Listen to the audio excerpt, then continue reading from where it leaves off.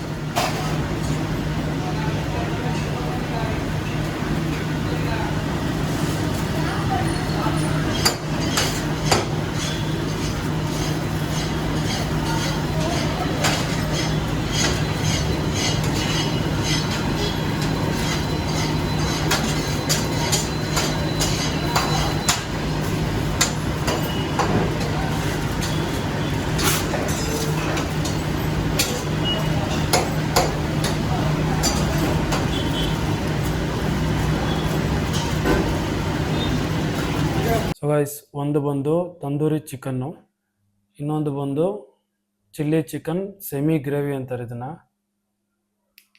So ಬನ್ನಿ guys, ನಾನು ನಿಮ್ಗೆ ಟೇಸ್ಟ್ ಮಾಡಿ ರಿವ್ಯೂ ಕೊಡ್ತೀನಿ.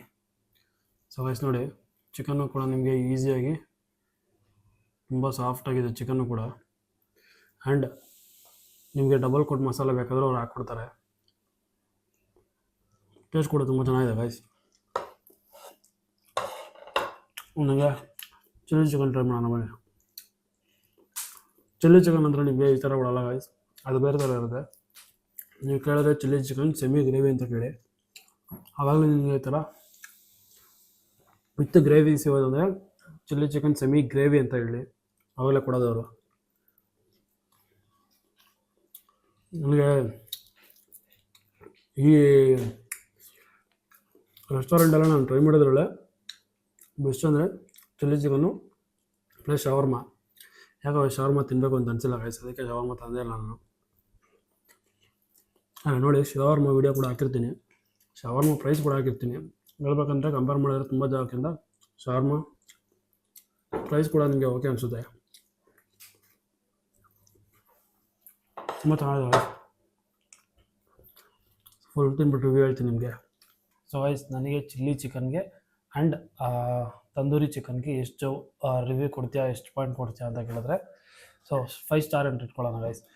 5 ಸ್ಟಾರಲ್ಲಿ ನಾನು ತಂದೂರಿ ಚಿಕನ್ಗೆ ನಾನು 3 ಸ್ಟಾರ್ ಕೊಡ್ತೀನಿ, ಚಿಲ್ಲಿ ಚಿಕನ್ಗೆ 4 ಸ್ಟಾರ್ ಕೊಡ್ತೀನಿ ಗೈಸ್. ಯಾಕಂದರೆ ನನಗೆ ಚಿಲ್ಲಿ ಚಿಕನ್ನು ರೋಟಿಗೆ ಎಲ್ಲದಕ್ಕೂ ತಿನ್ಬೋದು ಅಂತ ಅನ್ನಿಸ್ತು. ಯಾಕೆ 3 ಕೊಡ್ತೀನಿ ಅಂದರೆ, ತಂದೂರಿ ಚಿಕನ್ಗೆ ಸ್ವಲ್ಪ ಅದು ಹಾರ್ಡ್ ಇರುತ್ತೆ, ಅವರು ಕುಕ್ ಮಾಡೋದ್ರವಾಗಲೇ ಸ್ವಲ್ಪ ಹಾರ್ಡ್ ಇರುತ್ತೆ. ಆ್ಯಂಡ್ ಸ್ವಲ್ಪ ಅದು ಗ್ರೇವಿ ಕೂಡ ಅಷ್ಟೇನೆ, ಅವ್ರು ಹಾಕಿರೋ ಮಸಾಲೆ ಕೂಡ ಅಷ್ಟೇನೆ ಎಲ್ಲೋ ಒಂದು ಕಡೆ ನನಗೆ ಅದು ತುಂಬ ಖಾರ ಅನ್ನಿಸ್ತು. ಸೊ ಅದಕ್ಕೋಸ್ಕರ ಇಷ್ಟು ಹೇಳೋಕ್ಕೆ ಇಷ್ಟಪಡ್ತೀನಿ. ಓಕೆ ಫ್ರೆಂಡ್, ಬಾಯ್.